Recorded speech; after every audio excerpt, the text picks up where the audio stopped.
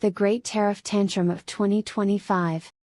In the grand year of 2025, President Donald Trump, the eternal maestro of chaos, decided that the surefire way to make America great again, for the umpteenth time, was to slap a whopping 50% tariff on all things European and a slightly less whopping 25% tariff on cell phone makers who dared to assemble their gadgets beyond America's sacred borders.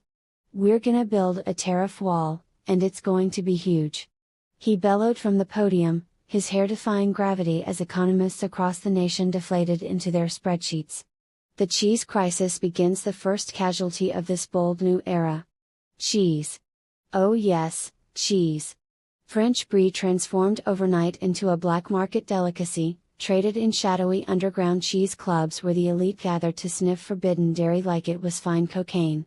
A single wheel of camembert could fetch the price of a used sedan.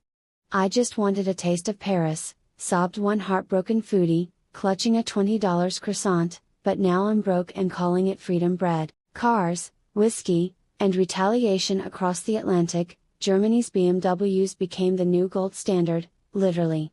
With tariffs jacking up prices, American dealerships swam in cash, offering absurd deals like buy a Beamer, get a free yacht.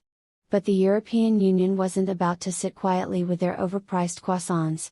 They retaliated with a 60% tariff on American whiskey, leaving bourbon distilleries weeping into their oak barrels while Scottish whiskey makers cackled maniacally, hiking prices just for the fun of it.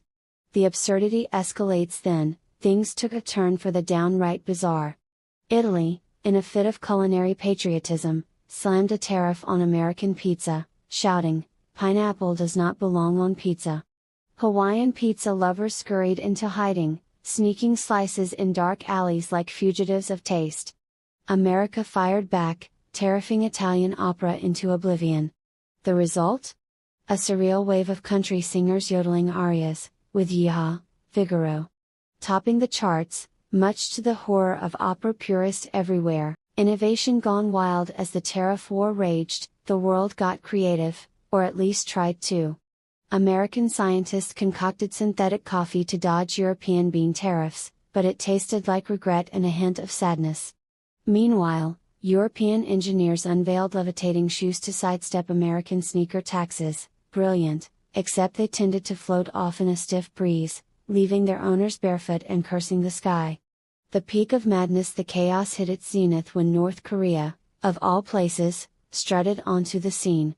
"We have no tariffs," they bragged, "because we have no trade." The world froze, blinked, and then burst into laughter. It was the wake-up call everyone needed.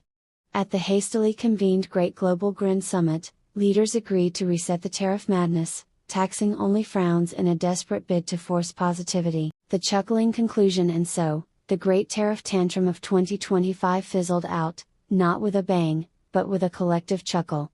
Prices dropped, cheese flowed freely once more, and the world sighed in relief, savoring the simple joy of affordable brie. The moral of the story? Tariffs might shield industries, but they're powerless against humanity's knack for sheer silliness.